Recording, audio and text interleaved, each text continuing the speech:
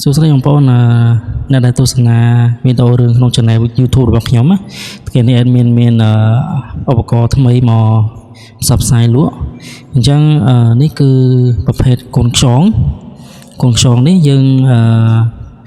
មុខកត្តយោរបស់វាលេខ16ហើយវាសម្រាប់បូមទឹកបដូរទឹកត្រីហ្នឹងហើយនេះគឺកន្លែងបដូរទឹកត្រីអញ្ចឹងបងប្អូនទិញវាទៅដើម្បីភ្ជាប់ជាមួយនឹងម៉ូទ័រស្មានវិសយើងណាកន្លែងដែកហ្នឹងយើងអាចដកអាឆ្នុកនឹងចេញទៅអាឆ្នុកចងលើហ្នឹងរួចយើងភ្ជាប់ជាមួយម៉ូទ័របាញ់វិសយើងដើម្បីបូមទឹកត្រីបដូរទឹកត្រីណាពីក្នុងពាងនោះអីចឹងហើយវាមកជាមួយជើងមួយឈុតរបស់វាមានជើងតុប2គ្រាប់ហើយនឹងគូលយា2សម្រាប់រត់ជាមួយទៅយោទឹកនេះខ្ញុំធ្វើការ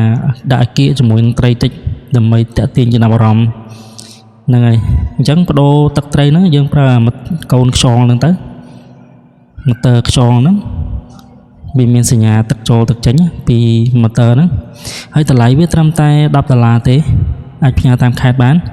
ហើយតាមខេត្តបងប្អូនត្រូវចំណាយអស់ $6000 ទៀតសម្រាប់រយៈបន្ថែមបងប្អូនចាប់អារម្មណ៍អាចខមមិននៅក្នុង